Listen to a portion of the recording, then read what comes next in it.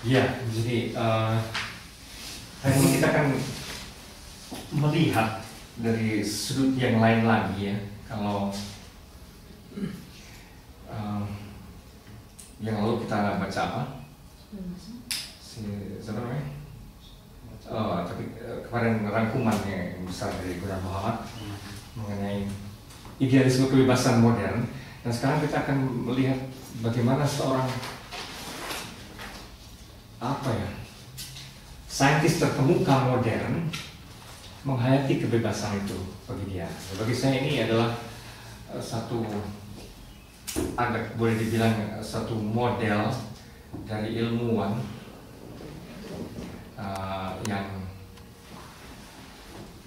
yang menghayati kebebasan pencarian, riset dan segala macam itu ya. Di sini tipikal saintis modern yaitu Einstein ya. Ini boleh dibilang saya melihatnya model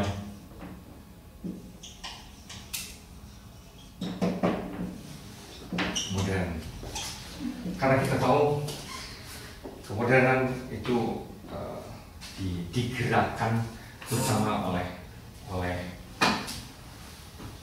nyawanya itu, ruhnya adalah ruh keilmiahan kan, keilmiahan yang menggerakkan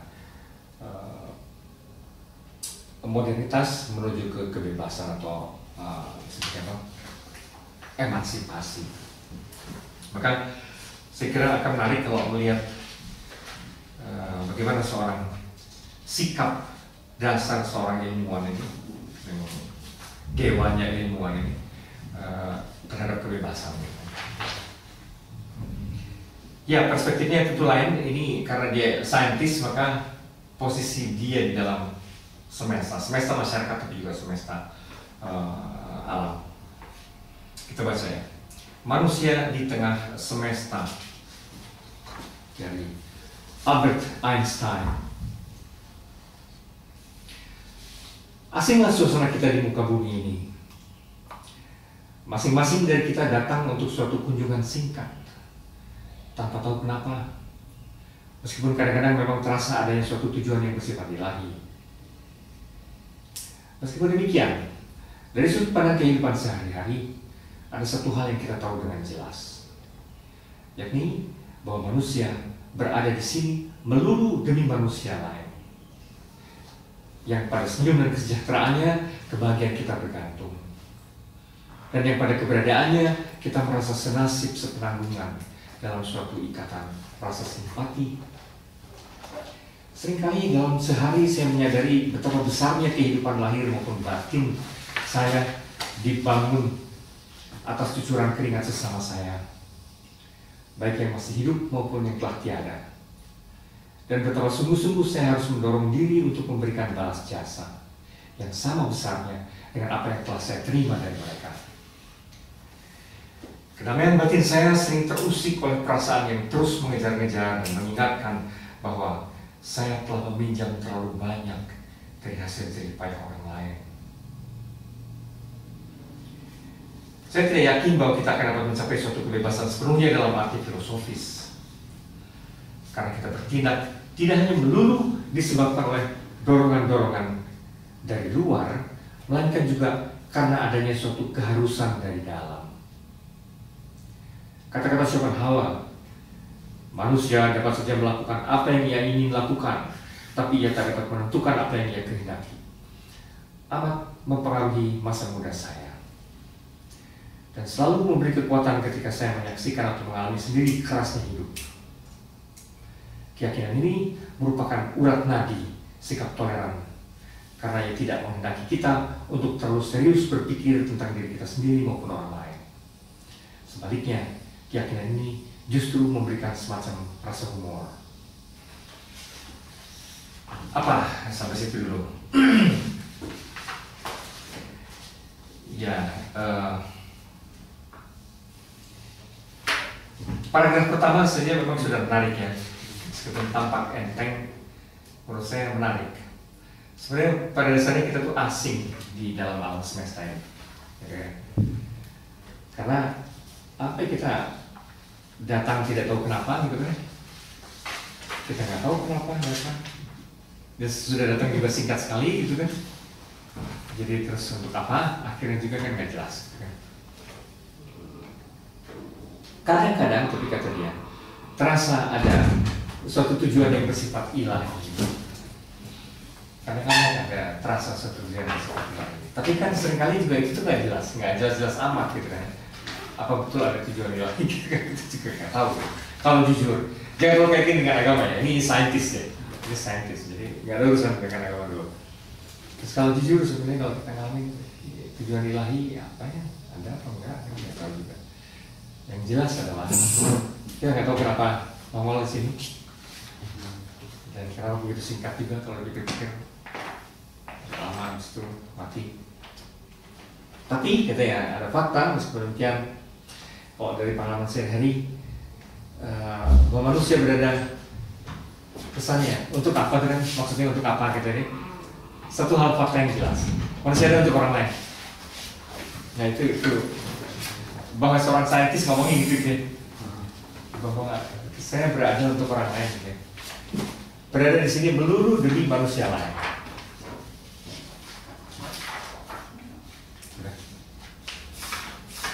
Berada melulu demi manusia lain.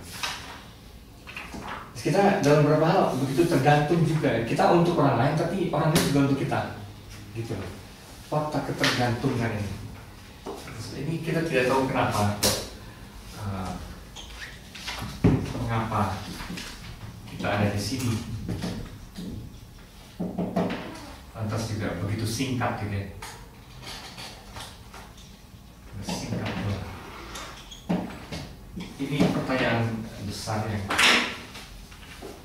menarik dari seorang saintis. Tapi bahwa dia melihat dalam situasi sehari-hari fakta sederhana itu. Bahwa saya itu sangat tergantung pada orang lain. Saya berada untuk orang lain, tapi orang lain juga berada untuk saya. Itu fakta.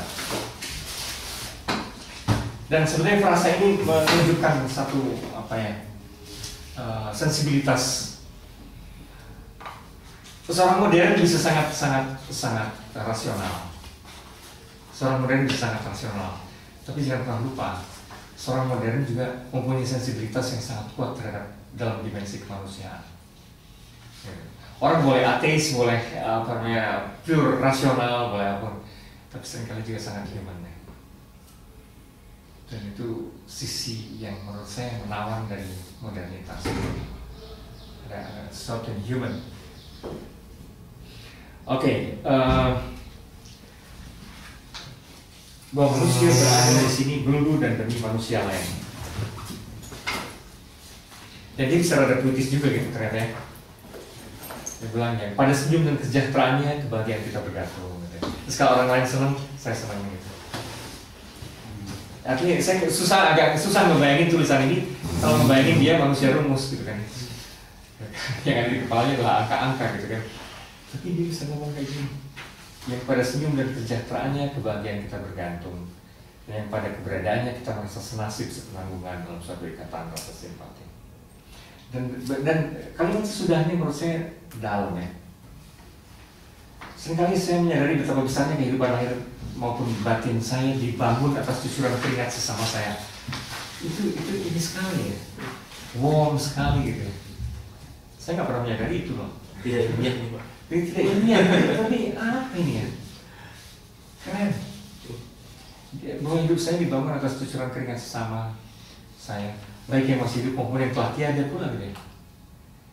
Dan betapa sungguh-sungguh saya harus mendorong diri untuk memberikan balas jasa yang sama besarnya dengan apa yang telah saya terima dari mereka. Kedamaian batin saya sering terusik oleh perasaan yang terus mengejar-ngejar, mengingatkan bahwa saya telah meminjam terlalu banyak dari hasil jerih payah orang lain. Kita hampir tidak pernah menyadari itu. Begitu banyak hal hidup kita sebetulnya dibentuk oleh orang lain. Itu keren loh.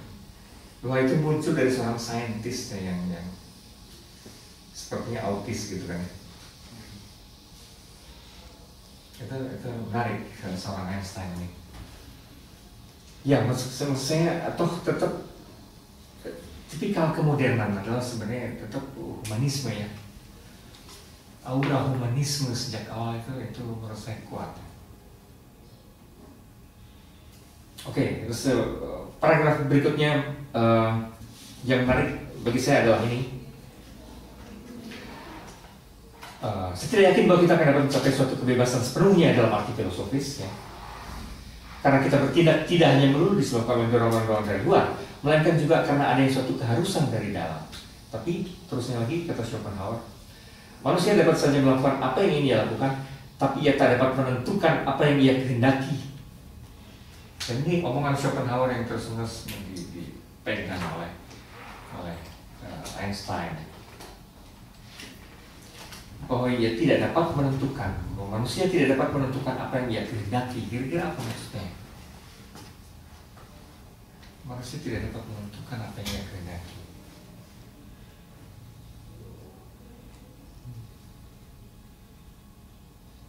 Kita tidak, di satu pihak kita sangat bergantung pada orang lain, gitu. Tapi juga kita bertindak tidak hanya melulu disebabkan dorongan dari luar, bukan juga artinya perangsang-perangsang dari orang lain, gitu. Bukan gitu. Terus tidak berdasarkan dorongan dari luar, melainkan juga karena ada suatu keharusan di dalam. Cuman omongan yang berikutnya seperti kontradiktif ya.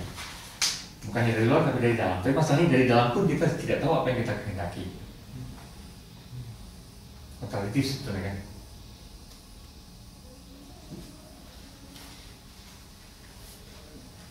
Terus kaitannya dengan toleransi, gimana maksudnya?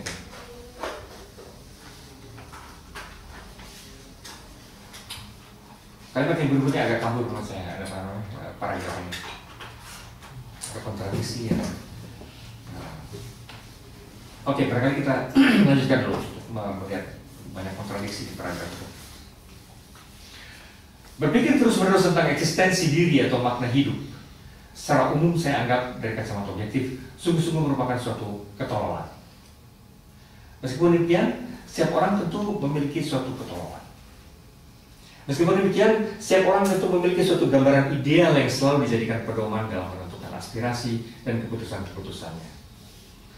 Gambaran ideal yang selalu terbayang di depan mata saya dan selalu memenuhi hati saya dengan kegembiraan hidup adalah kebaikan, keindahan, dan kebenaran.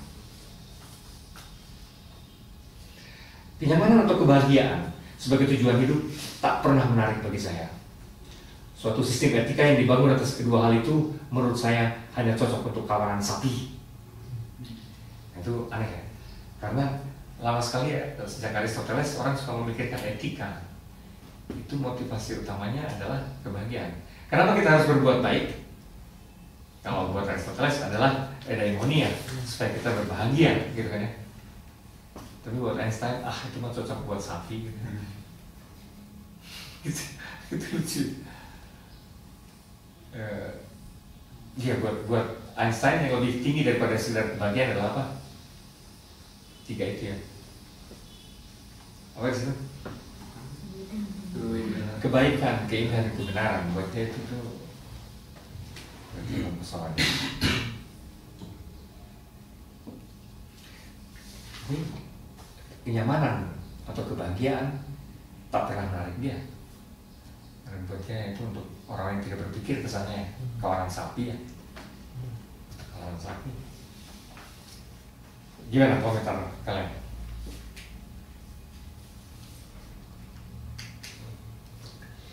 Terus ada juga statementnya tidak, menurut saya apa ya, sebenarnya kalimatnya tidak terpengaruh ya, kecuali tadi yang di bagian depan ya. Paragraf berikut ini mulai agak, kesan saya sebenarnya ada acak-acakan idenya. Idenya ada acak-acakan. Paragraf yang baru kita baca bahwa memikirkan terus-menerus tentang eksistensi diri atau makna hidup itu dianggap ketololan. Meskipun demikian setiap orang itu memiliki suatu ketololan, yaitu punya ideal sekurang-kurangnya. Ya berarti ketololannya dia adalah tentang itu ya, kebaikan, keindahan, dan kebenaran. Iya, itu ketololannya Einstein gitu. Ketololan Einstein adalah bahwa dia terpesona pada ide yang lebih tinggi daripada kebahagiaan. yaitu kebaikan, keindahan, kebenaran. Cuman ide yang lain tolol juga, ide kebahagiaan itu tolol juga. Cara nulisnya. Tapi menurut saya strukturnya agak acak-acakan. Ini menarik bahwa ini seorang Einstein yang nulis. Tanpa adanya dorongan kerjasama dengan sesama makhluk berakal budi guna mencapai hal-hal yang belum pernah tercapai dalam riset-riset seni dan ilmiah, hidup saya akan terasa kosong. Sejak masih bocah, saya suka mencemooh prinsip-prinsip hidup keseharian yang didasarkan atas ambisi manusiawi. Harta milik, sukses lahir, ketenaran, kemewahan, semua itu selalu merupakan sesuatu yang saya pandang rendah. Saya percaya bahwa cara hidup yang sederhana dan tidak berlagak adalah suatu cara hidup yang terbaik bagi tiap orang, jasmani maupun rohani. Hasrat saya yang luar biasa terhadap masalah-masalah keadilan dan tanggung jawab sosial selalu terbentur pada suatu kenyataan lain yang berlawanan, yakni tiadanya keinginan untuk bekerja sama secara langsung dengan orang lain, baik laki-laki maupun perempuan. Saya adalah jenis kuda yang hanya cocok untuk delman yang hanya membutuhkan satu kuda, dan bukan untuk kereta kebesaran yang membutuhkan banyak kuda atau suatu kelompok kerja. Saya tidak pernah merasa seret sebagai bagian dari rekan-rekan dekat saya atau bahkan keluarga saya sendiri. Ikatan yang dalam masa itu selalu disertai oleh semacam rasa kesendirian yang samar-samar, dan hasrat untuk menarik diri selalu meningkat dari tahun ke tahun. Jadi dia basically memang rada-rada autis ya dari sononya sebenarnya. Meskipun tadi dia menyadari itu bahwa dia selalu tergantung pada orang lain kayak gitu. Tapi dia selalu merasa sebenarnya susah bekerja sama. Hanya di awalnya tadi paragraf pertama, tanpa adanya dorongan kerjasama dengan sama makhluk berakal budi guna mencapai hal-hal yang belum pernah tercapai dalam riset seni dan lainnya, hidup saya akan terasa kosong. Ini kan kontradiktif terus kan? Ini kan kontradiktif terus. Dia sadar sih sebenarnya tanpa kerjasama nggak bisa mencari. Ya, tadi ideal kebaikan, keindahan, kebenaran, atau banyaknya hal yang belum pernah tercapai dalam riset seni dan ilmiah. Tanpa kerjasama itu, hidup dia juga jadi kosong. Acak-acakan ya nulisnya, idenya lompat-lompat gitu. Ini ya, apa dia memang tidak terbiasa menulis? Biasanya gitu, saintis itu biasanya nggak biasa nulis ya, seperti juga seniman, kecuali sastrawan. Seniman itu selalu repot juga. Tapi saintis sama. Saya ingat di kuliah filsafat ilmu saya di ITB kan orang dari fakultas lain suka ikutan gitu kan ya, dari pertambangan dari segala macam. Ada satu yang suatu kali mundur dan saya tanya di kali berikutnya, sih itu dari mana kok nggak ada dari pertambangan itu? Dia nggak kuat sama cara mikirnya Pak katanya. Dan nanti kalau takut tugasnya juga bikin paper gitu dan saya nggak bisa. Tukang hitung jadi gitu ya. Tapi juga itu bukan soal bikin papernya, dia tidak biasa berpikir verbal. Ya saya pernah ngajar kelas persiapan TOEFL untuk kandidat doktor ITB, ada sekitar berapa belas orang gitu ya. Dan mereka semua untuk menulis tiga kalimat aja susah sekali.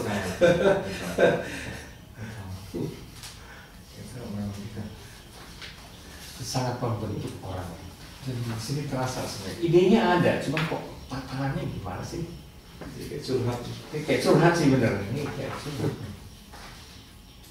Jadi soal kerjasama tiba-tiba dia ngomong sejak masih bocah saya suka mencemooh prinsip-prinsip kehidupan sehari-hari yang berdasarkan atas ambisi manusiawi. Loh apa maksudnya?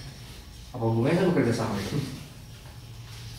Harta milik, sukses lahir, ketenaran, kemewahan, emang nggak ada hubungannya dong?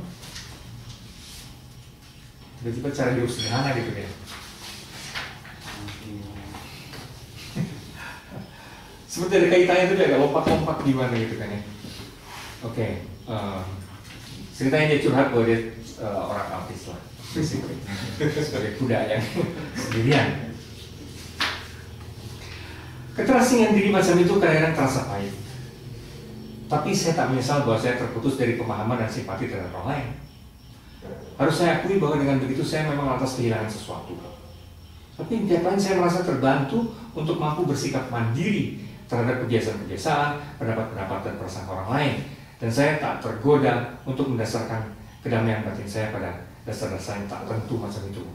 Ya, jadi kecemasan autis dia lumayan lah membuat dia kritis terhadap pandangan umum yang mungkin klise-klise yang kayak gitu ya. Jadi dia bisa lebih punya sikap mandiri, tidak ikut-ikutan.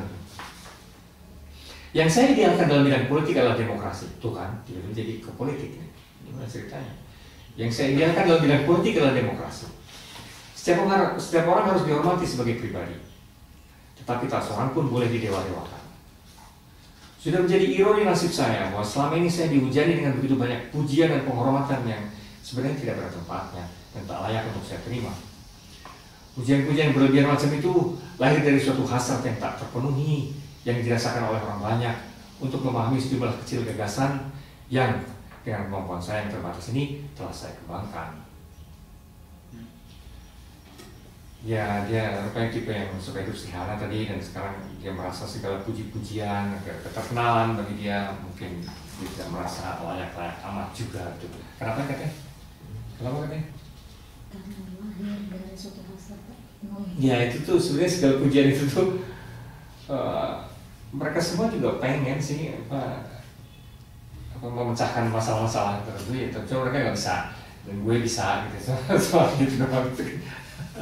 Masalah kecil buat dia. Buat dia apa sih, apa big deal gitu, apa sih orang mengagumi gue gitu. Cuman teori relativitas doang. Cuma teori relativitas doang ya. Ini menarik gitu. Karena yang ngomongnya seorang raksasa gitu ya, ilmuwan raksasa gitu. Saya tahu untuk mencapai suatu tujuan tertentu haruslah ada satu orang yang menjadi pemikir, kuat memegang prinsip dan bertanggung jawab atas secara maksimal.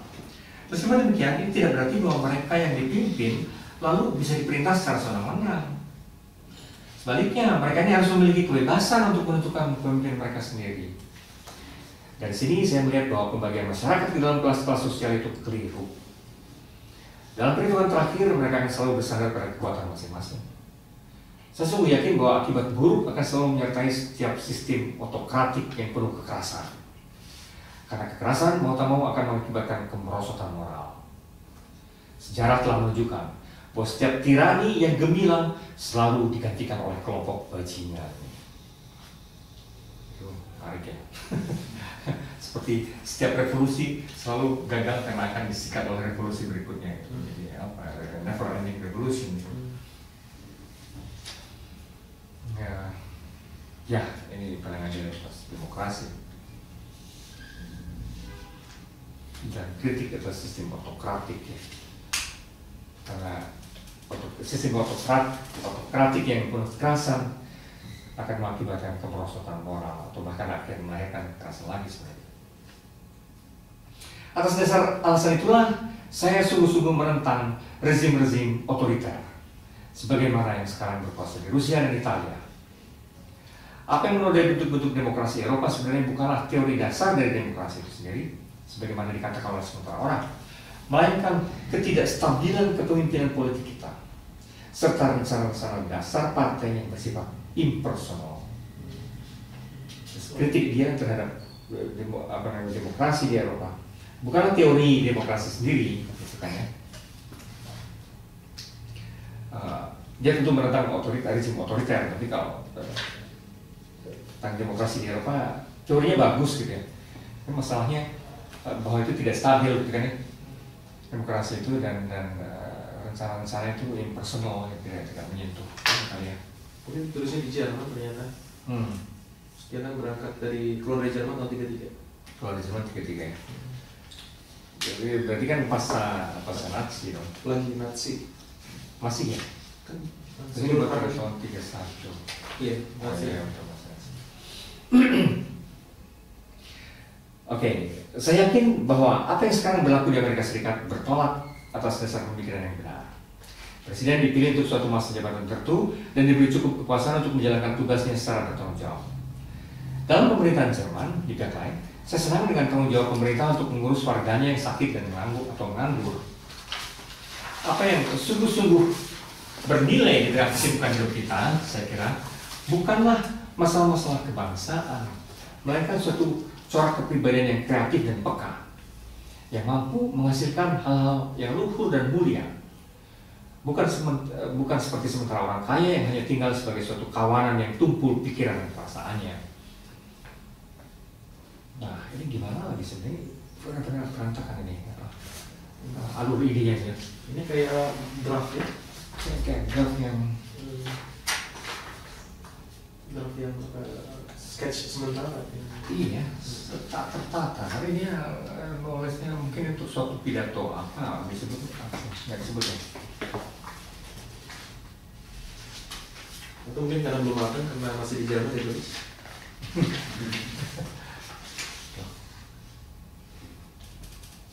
Ini kayaknya kurang. Antara berapa sih? 109. 109 ya? Oke, bagi dia apa namanya persoalan kebangsaan segala macam tidak dianggap terlalu bernilai sih katanya. Yang buat dia bernilai itu bagaimana pribadi menjadi kreatif dan peka gitu ya, yang mampu menghasilkan hal-hal luhur dan mulia, bukan seperti sementara orang kaya yang hanya tinggal sebagai suatu kawanan. Ya, ide-ide parsialnya sih menarik gitu ya. Ide parsialnya menarik meskipun tidak runtuh gitu. Memang orang kaya itu pasti bodoh dan pasti tidak melahirkan sesuatu. Mungkin karena dia Yahudi Jerman yang waktu itu lagi mendominasi. Ya. Karena dia sendiri Yahudi. Dia sendiri ya. Pembicaraan ini mengingatkan saya pada sesuatu yang paling buruk sebagai hasil dari mental bebek satuan milis yang menjijikan. Orang yang sedang berbaris turut aturan musik amat hina di mata saya. Ia sebenarnya tak perlu punya otak saraf tulang belakang saja. Saya kira Tidak perlu punya otak saraf tulang belakang saja saya kira sudah cukup baginya.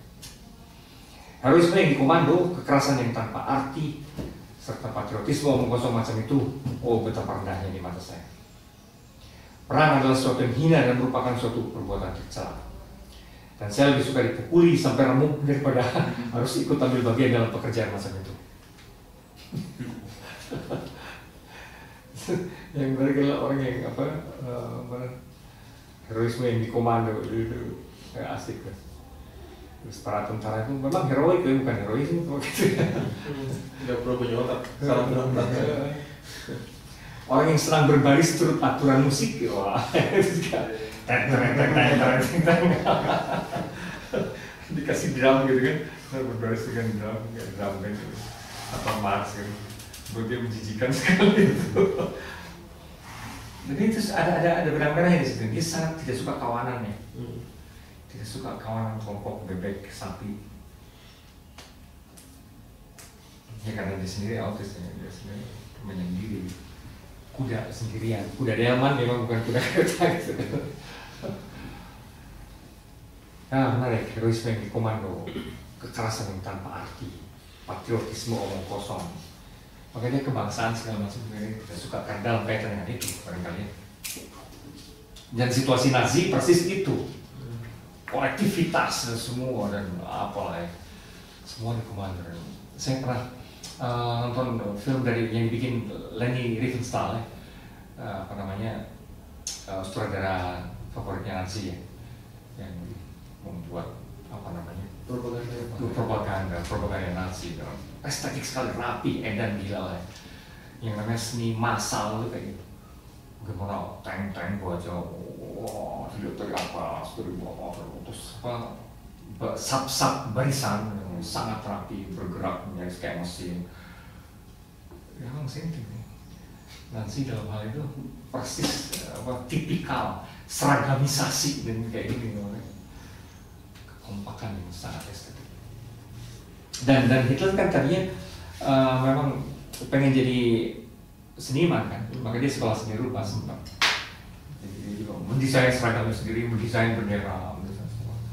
Jadi dia suka gitu estetik gitu. Tapi ini impersonal dan heroisme patriotisme omong kosong dan sebagainya. Betapa rendahnya di mata saya.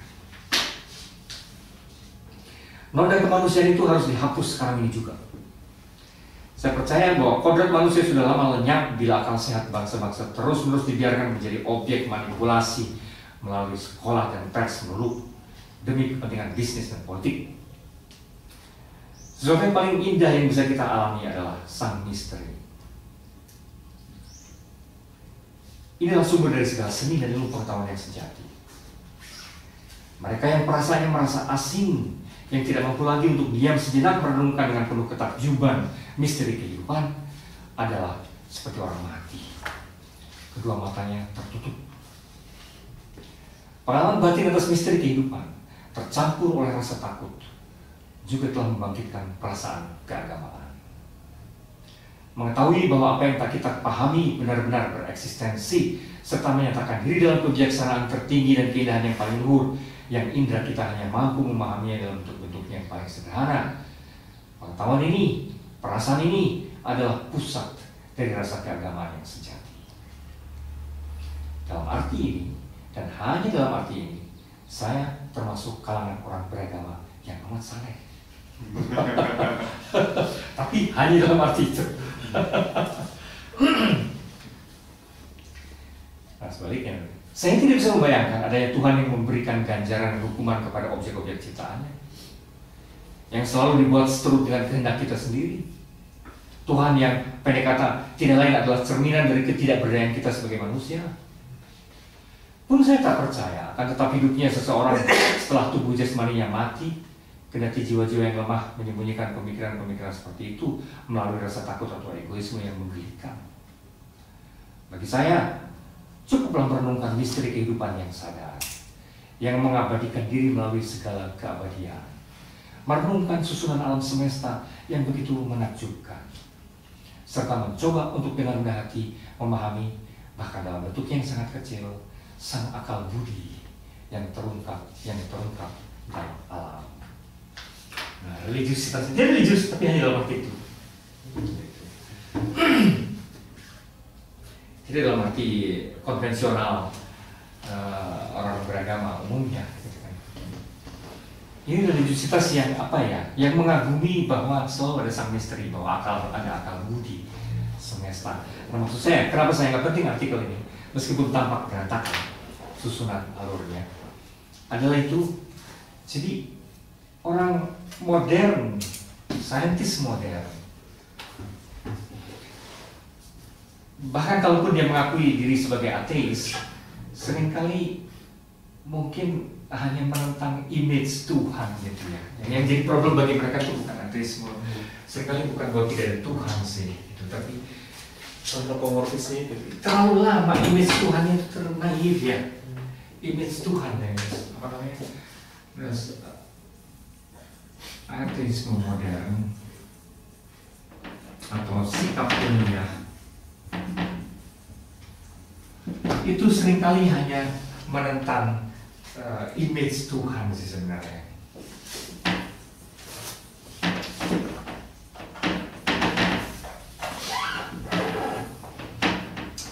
Bukan bahwa the existence of God in itself, ya. Bukan bahwa ada atau tidak ada Tuhan. Itu ya oke, itu dipikirkan oleh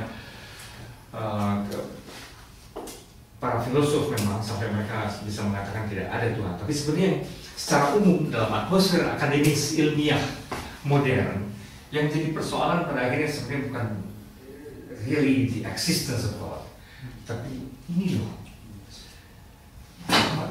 gambaran kita mengenai Tuhan itu kok dangkal, norak, kekanak-kanakan gitu ya. Gitu. Nah, ini seperti ini. Saya tidak bisa membayangkan ada Tuhan yang memberi ganjaran dan hukuman pada objek-objek ciptaan yang selalu dibuat seturut dengan kehendak kita sendiri. Tuhan yang predikat tidak lain adalah cerminan dari ketidakberdayaan kita sebagai manusia. Tuhan kayak gitu-gitu ya.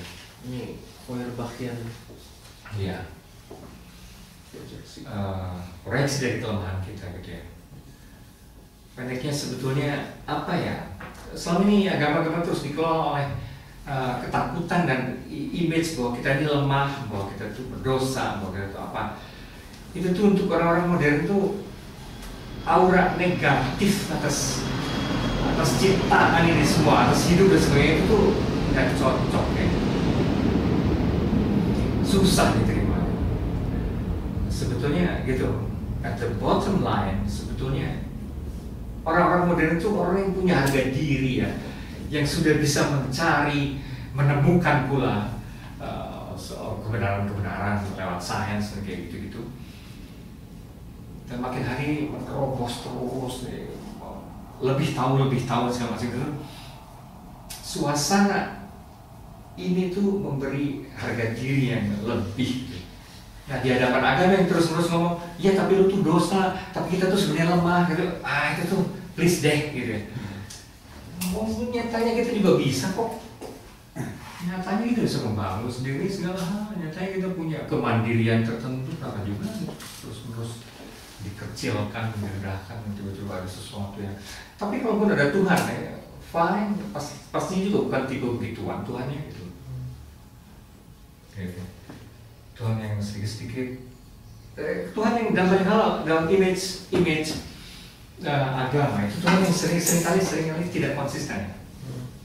Kesannya kan gini kalau diberi kesan dalam agama-agama itu, Tuhan memberikan otak, tapi awasnya jangan dipakai berlebihan ya. Itu kan. Terus dia bikin kebebasan, otak itu melahirkan kebebasan. Tapi jangan macam-macam, oke? Kalau macam-macam, mesti cari track 2. Tapi begitu salah, awas. Itu kayak guru taman kanak-kanak yang ya ini Tuhan jenis begini nih nggak meyakinkan sama sekali untuk orang modern ya. Childish dan apa yang tidak konsisten. Kalau dia maha kuasa segala macam, pertama dia kagak butuh apa-apa, gitu ya. Dia sudah maha dia nggak butuh apa-apa. Nah, kalau dia sudah menciptakan otak, dia tahu betul konsekuensi paling radikal dari otak adalah menangkal dia sendiri, gitu kan? Gitu? Begitu otak dipakai gitu, konsekuensi paling radikal dia mungkin yang kalau gue juga. Emang dia nggak tahu gitu? Dia tahu lah. Dia sendiri yang bikin. Maka kata dosa tidak dosa segala macam itu untuk dunia modern ilmiah apa ya? Bikin nggak tahu kepala gitu. Apaan gitu? Nggak klop dengan tidak konsisten dengan image Tuhan.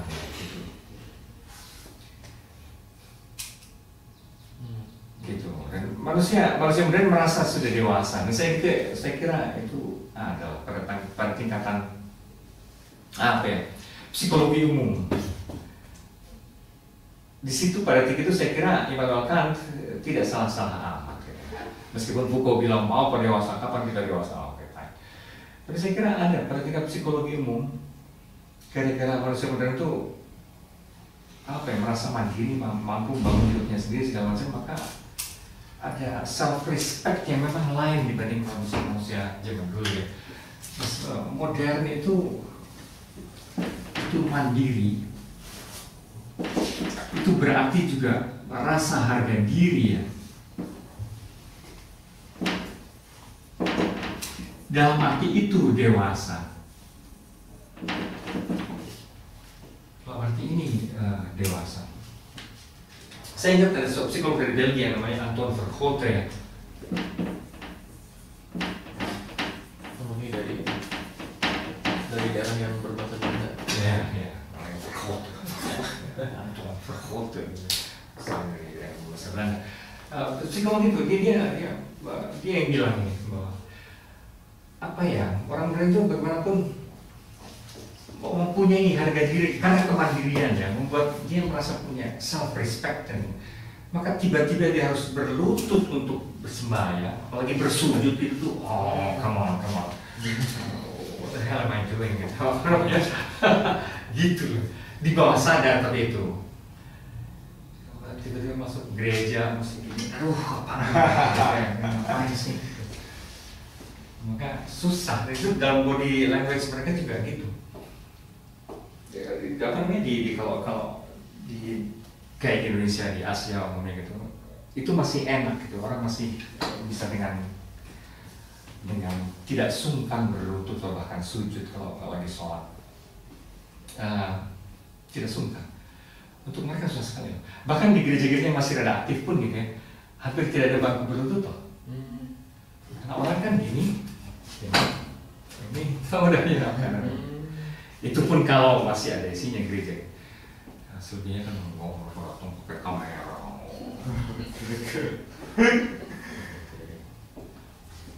Suruh berlutut sembahyang itu apaan? Tapi itu bawah sadar, itu menjadi body language ya, itu menjadi body language orang-orang itu.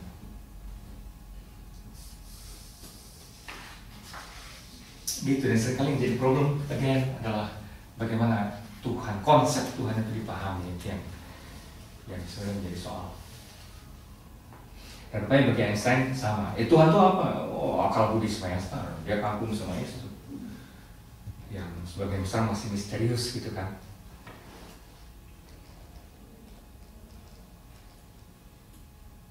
Dan dalam arti itu dia masih merasa religius.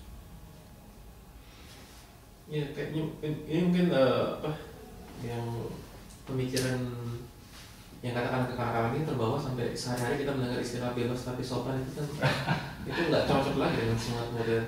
Ya. Bebas tapi Ini sopan. apa itu bebas tapi sopan itu apa?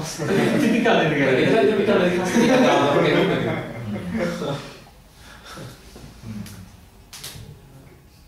Dan itu saya kira hanya normal terutama di negara kayak Indonesia segala macam, di mana eksternalitas itu tetap penting itu kan ya. Sikap eksternal itu very penting. Yang pasti akan dibenci oleh Einstein. Sikap kawanan sapi bebek tentara. Apalagi buat kalian yang menarik di sini? Beberapa waktu kalau nggak salah 2 minggu lalu itu saya nonton dari BBC deh. Ya perkiraannya saya juga jadi pengen ngecek sih. Secara statistik diperkirakan bahwa agama-agama institusional yang model agama yang mainstream begitu bakal punah. Secara statistik ya. Masa sih? Gitu bilang? Iya, saya jadi pengen tahu gitu. Bukan justru cuma bergeser doang. Misalnya Kristianitas di Barat memang secara statistik jungkir menurun sekali, tapi di Asia naik oke. Korea, Hong Kong itu menjadi pusat-pusat evangelis yang luar biasa itu. Singapura, itu lebih Kristen dari Kristen. Amerika, Amerika masih lah. Mungkin itu Eropa ya. Eropa. Aku sekarang terang-terang India artinya ya awalnya memang Hinduisme dan Buddhisme masih sangat kuat, tapi sekarang itu Kristianitas makin kuat, baik Katolik maupun berbagai denominasi Protestan. Mereka tumbuh juga. Pendeknya Asia itu naik justru, saya yakin itu naik. Semua Afrika ya. Dan lucu, kemarin waktu saya ke Belanda itu kan ada pastor-pastor dari Indonesia. Saya itu kan mahasiswa sini juga dulu. Kita ngapain di sini? Gitu kan ya. Malu Pak jadi. Nah, kan misionaris saya kesini. Oh my goodness, ya betul yang sekarang itu dari Indonesia misionaris ya.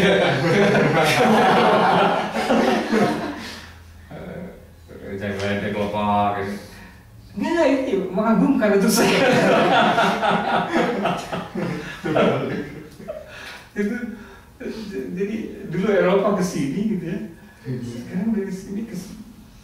Terus ngapain kerjanya di sini?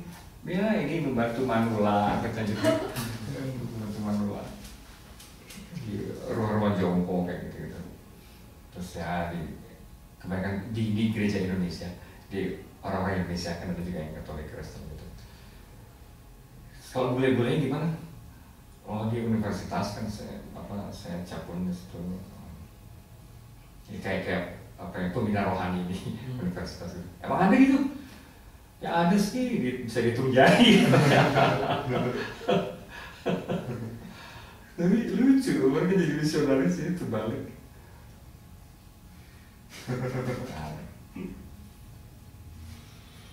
Jadi kamu harus belajar bahasa Belanda sekarang. Iya. Oh, saya tahu kok bang udah bahasa Belanda. Om Jawa jadi Klaten ya.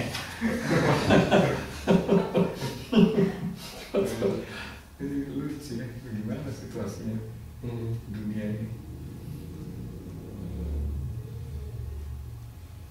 Ya apa yang mau diapain ya, orang yang sudah kayak gini gitu ya. Mau diapain, mau dikotbahin apa juga gitu. Tapi di Tokyo misalnya ya, itu pendeta-pendeta Budanya terpaksa sampai ke bar gitu, terus mereka tok gitu. Iya, untuk menarik minat. Saya pernah lihat soalnya. Jadi mereka istilahnya kayak menjemput bola gitu. Jadi mereka ke di kota-kota yang sangat kuat, kayaknya maksudnya dimanapun gitu ya, masih begitu. Kuat modernnya ya. Ya, kalau kayak di Thailand sekarang enggak sih, masih masalah. Tapi kerasa kok di Jepang juga, kalau di Kyoto enggak lah, mesti kehidupan keagamaan mesti nyatu. Kalau di Tokyo ya, di Osaka rada gitu. Tapi di Kyoto hampir jadi denyut umum. Itu kota kuil sih masalahnya. Itu kota kuil dan anak mudanya juga pakai kimono dan masih heboh gitu. Di kuil. Kalau di Tokyo mereka pakai kimono tapi terus pakai orang lupa. Pokoknya dia aneh-aneh ini semua gitu. Pokoknya funky lah. Apalagi? Sebenarnya banyak sih yang menarik ini kalau dia lihat ini.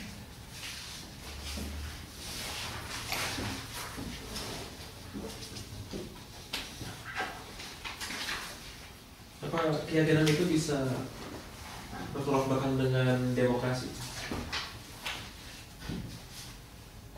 Ya, that's the problem. Gimana? Keyakinan memang suka jadi problem ya bagi demokrasi gitu. Tapi maksudmu apa? Maksudnya apakah memang pada saat orang berpikir efektif itu sudah tidak mungkin lagi memegang keyakinan tertentu yang ada beberapa macam keyakinan dalam bayangan saya, dan ada beberapa keyakinan yang sudah sangat susah untuk diterima dalam reflektivitas modern. Itu maksudnya. Jadi keyakinan seperti itu ya terpaksa mesti disimpan. Tapi selalu paradoks dari modern, termasuk juga jadi demokrasi ya. Itu kan mau nggak mau melahirkan yang disebut cultural liberty ya. Artinya ada kebebasan di satu pihak, ada itu.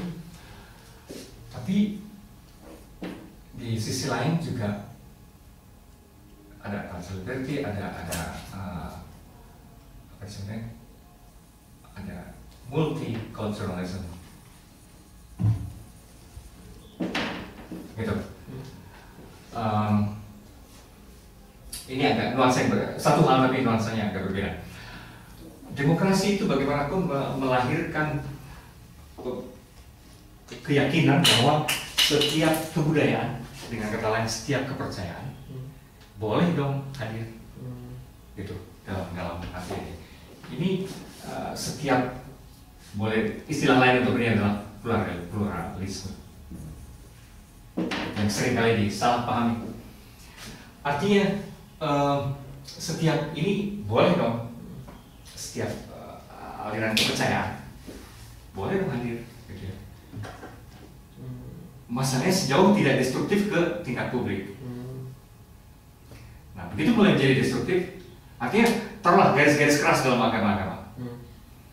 Itu boleh nggak hadir? Yang secara reflektif tidak sudah nggak masuk lah. Kalau direnungkan sebetulnya udah nggak masuk akal itu loh. Gitu. Masa misalnya membunuh demi Tuhan gitu, itu nggak masuk akal. Membasmi begitu banyak orang atas nama iman, itu nggak masuk akal. Menurut reflektif. Tapi sejauh itu tidak destruktif ke publik, sebenarnya ya boleh aja. Dan dia menjadi berbahaya kalau mengganggu kepentingan banyak orang lain. Nah, kepentingan itu tidak bisa ditolerir. Tapi itu benar sepakati bersama. Dalam hal ini ada hak hidup untuk semua. Di sisi lain, ini ada nuansa lain juga. Orang juga punya cultural liberty. Artinya, kalau pakai dalam konteks kebudayaan, meskipun saya orang Jawa, tapi saya suka lifestyle gaya Cina. Boleh dan saya mengadopsi lifestyle gaya Cina. Sampai ke tingkat bahkan menghilangkan kejawaan saya. Ganti nama gitu ya? Kalau mau. Cultural liberty. Cultural liberty ini itu juga demokrasi, bayangkan tuh. Nah, dalam konteks kepercayaan, boleh dong saya pindah agama juga, gitu kan ya? Kan saya punya kebebasan untuk itu. Nah, pada titik tertentu, kebebasan itu kan berarti kebebasan memilih. Kebebasan memilih hanya akan jalan dan konkret kalau kebebasan ini dijamin. Artinya, ini yang akan memberikan range of choice. Ini akan memberikan merentang pilihan. Kalau beberapa bentuk kebudayaan ataupun agama ditindas dan mati, kita nggak ada pilihan dong, ya kan? Maka kebebasan ini tidak bisa di-exercise dong, tidak bisa dijalankan dong. Oh, nggak ada pilihan. Kalau semua seragam, kalau semua dipukul rata, semua dibikin modern, urban, kebudayaan Cina, Sunda, Jawa dan sebagainya dibikin hilang karena semua jadi urban. Ini doesn't make sense. Saya tidak punya pilihan untuk kebebasan kebudayaan. Gitu. Jadi ini adalah syarat untuk terjaminnya kebebasan kebudayaan juga. Kalau dalam makanan-makanan, jangan dilarang dong shawarma, kebab, terus apa lagi mie-mian segala macam itu, terus apa lagi makanan-makanan. Itu makanan halal misalnya ya. Kayak gitu. Jangan dilarang dong babi dan segala macam itu kan, ikan juga. Jangan dilarang karena itu memperluas kemungkinan pilihan kesukaan saya. Maka cultural liberty saya makin luas pilihannya, gitu. Semakin ini dirawat dengan baik, diberi hak hidup dengan baik segala manifestasi kebudayaan itu, semakin pilihan saya luas untuk ini. Jadi ini adalah prasyarat untuk ini. Itu maksudnya. Jadi kalau misalnya saya mengizinkan orang berbagai macam agama, termasuk saya mengizinkan satanisme juga ya? Ya. Kan itu range of choice loh. Range of choice. As far as not destructive ya. Waktu itu. Nah kalau destruktif memang pertimbangan lain lagi, karena itu merusakkan juga kebebasan orang lain. Kalau destruktif. Sejauh tidak destruktif, kenapa repot? Gitu. Situasi itu gitu. Ini konsekuensi yang bisa ambivalen, bisa rada problematis dari demokrasi ya. Demokrasi modern. Terutama dalam hal kepercayaan, karena memang sih kemudian yang satanik, yang new age, yang teosofi, yang apa semua, semua bisa aja. Agama misalnya katakanlah agama-agama semi yang sama itu ya, dengan satanisme itu kan sudah sangat bertolak belakang. Ya. Tapi dua-duanya mesti ada gitu. Boleh ada. Dan tidak boleh saling menghancurkan. Ya. Boleh. Ya, ini menarik sih demokrasi ini. Tidak sederhana yang dipikir, karena bisa rumit urusannya ini. Karena bisa rumit karena apa juga? Gini, kebudayaan Sunda mesti dilestarikan, gitu kan? Persoalannya kan kenapa mesti? Itu anak-anak sekarang atas nama cultural liberty, ya, saya bikin lebih rumit kan ya. Anak generasi sekarang atas nama kebebasan kultural, ketika dibilangin sama orang tuanya, kamu harus melestarikan budaya Sunda karena itu budaya kamu, gitu kan? Tiba-tiba jawaban mereka, kenapa harus? Nah, saya punya kebebasan memilih kebudayaan yang lain juga. Why should I? Gitu kan ya? Mengadopsi hanya kesudahan. Saya memang dilahirkan dalam kebudayaan dan dibentuk dalam kebudayaan Sunda, tapi saya pengen masuk dalam segala kebudayaan yang lain. Kenapa harus saya lestarikan kebudayaan Sunda? pada titik itu menjadi kenapa harus tuh menarik itu dari sudut ini. Tapi kalau kita terus pakai logika yang tadi, kebebasan ini dalam kerangka yang lebih besar. Kebebasan ini tidak akan ada artinya kalau kemudian tidak dihidupkan, tidak dilestarikan, gitu.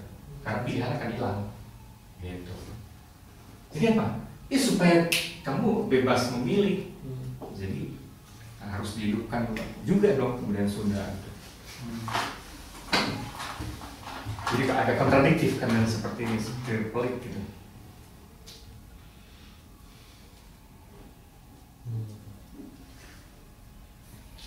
Dan isunya adalah multiculturalism dan cultural liberty. Ya, ini dibahas dalam buku yang lain dalam Amartya Sen sebenarnya membahas itu. Ada isu lain yang berkaitan dengan ini?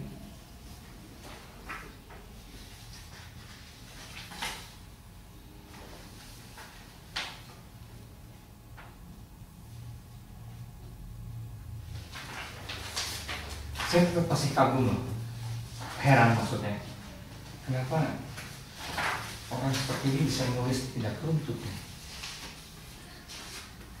Padahal kalau dia misalnya pembuktian gitu ya, pembuktian dari persamaan itu benar-benar mesti sangat runtut, sangat runtut kan? Karena ditulis nggak boleh ada satu yang nggak semestinya nggak boleh melompat kan? Ya karena kalau melompat tidak konsisten dan tidak akan jadi. Makanya ini mesti ini jika maka terus jika maka belakang. Ada yang tertarik pada sesuatu di sini? Ini Pak, orang yang 108 orang adalah sesuatu yang hina dan merupakan perbuatan tercela. Terkait dengan penemuan ada surat yang ditujukan kepada dia terkait dengan bom atom yang dia ciptakan sendiri. Nah, dia mengatakan bahwa saya tidak membuat bom atom itu untuk itu, tetapi bahwa setelah itu terjadi pun hanya penyesalan yang ada padanya, gitu. Tapi dia tidak tahu bagaimana mengantisipasi perilaku orang-orang modern dengan benda yang dia buat sendiri. Tapi sebetulnya tetap aneh juga buat saya. Karena kalau dia hanya, misalnya saya nggak tahu apa yang terjadi, tapi kalau dia hanya mengotak-atik rumus dan sampai pada kesimpulan bahwa daya ledak yang kayak gini tuh dimungkinkan gitu kan ya. Berarti sampai situ. Apakah dia cuma sampai situ? Atau memang dia menggarap semuanya dalam rangka membentuk sebuah bom? So, kalau arahnya sudah dia membentuk sebuah bom, gitu kan ya, maka dia sudah membayangkan bom ini sangat-sangat berbahaya kalau akhirnya digunakan, gitu. Kalau arahnya memang bom, soalnya kalau dia cuma ngitung-ngitung sebenarnya daya ledak ini bisa edan sekali kalau ini kayak bikin dong, wah tandung lo, jangan lo mati lo udah kotak, bisa gitu kan? Jangan. Itu kan nggak kiranya nih. Apakah gitu situasinya? Jadi dia memang menulis sebelum Manhattan Project. Manhattan Project itu adalah project yang membuat bom itu. Jadi waktu Nazi laju Nazi begitu cepat ya, ekspansinya, itu dia memang ada target juga. Jadi dia menulis surat ke Presiden Amerika. Tuh sebentar, yang bikin bom siapa? Bukan, dia nggak terlibat, tapi dia minta dibentuk sebuah sebuah riset untuk membuat bom. Ya, dia ikutan riset? Enggak, dia meminta agar dibentuk sebuah riset untuk yang membuat bom itu bukan dia, tapi fisikawan di bawahnya dia, generasi lebih muda dari dia. Kenapa juga dia minta? Karena ketakutan Jerman udah segitu pesatnya sebenarnya. Takut keduluan. Oke. Sebenarnya dia terlibat juga sih, tapi bukan sampai dia terlibat di anggota tim risetnya. Tapi dia meminta agar dibentuk sebuah tim riset untuk meneliti bom ini, membuat bom ini. Ya. Misalnya sekarang saya ketakutan, saya Einstein, saya ketakutan misalnya atas kelakuan Amerika yang jadi polisi di mana-mana itu kan, sudah begitu powerful, gimana bisa nyikat itu gitu. Terus coba bikin, jadi dia sadar dong berarti akan bikin bom. Iya, mestinya sih gitu. Soalnya dia akhirnya yang melahirkan Manhattan Project itu yang diketahui oleh itu Enrico Fermi kalau nggak salah. Tapi still itu berarti dia bertanggung jawab. Iya. Karena kasusnya lain kalau dia hanya otak-atik kemungkinan, gitu ya. Patut. Wah, ini daya ledaknya bisa sedikit. Ya udah aja, tapi sudah tutup. Ini berbahaya pula gitu, ini bahaya masukin aja. Jangan sampai orang tahu. Nah kalau gitu lain, dia tidak bertanggung jawab loh. Kalau tiba-tiba ada yang nyuri, terus tiba-tiba, dia tidak bertanggung jawab. Tapi kalau ini kayak gitu, bahkan yang minta untuk bikin panitia segala macam, dia ikut bertanggung jawab. Saya rasa gimana dia mandang Jerman pada saat itu juga pengaruh. Ya. Dan di sini juga kan dia sangat war demokrasi Amerika sangat ini, jadi dia dukung juga supaya. Ya memang situasi itu bisa sedemikian ya, kayak kenapa seorang pemikir sekali Heidegger terkecoh oleh Nazi, ya itu memang itu juga bisa situasi kondisi memang bisa. Orang yang pintar pun bisa jadi tolol sekali, itu bisa. Bisa. Memang bisa. Karena sikon itu bisa di luar kapasitas. Persis seperti orang yang bisa pintar sekali tapi dipengaruhi oleh orang terdekatnya dan itu pacaran ternyata yang dia cintai itu bisa pintar sekali dan tidak melihat alternatif dan kemungkinan lain gitu. Kalau dicekokin sama dia, orang bisa terheran-heran kok bisa jadi cekokin, namanya juga cinta. Bisa loh. Sikon itu memang bisa membuat orang bodoh gitu.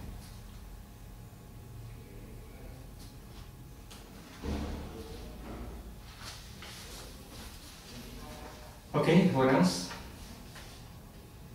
Saya harus berhenti. Oke, kita lanjutkan minggu depan aja.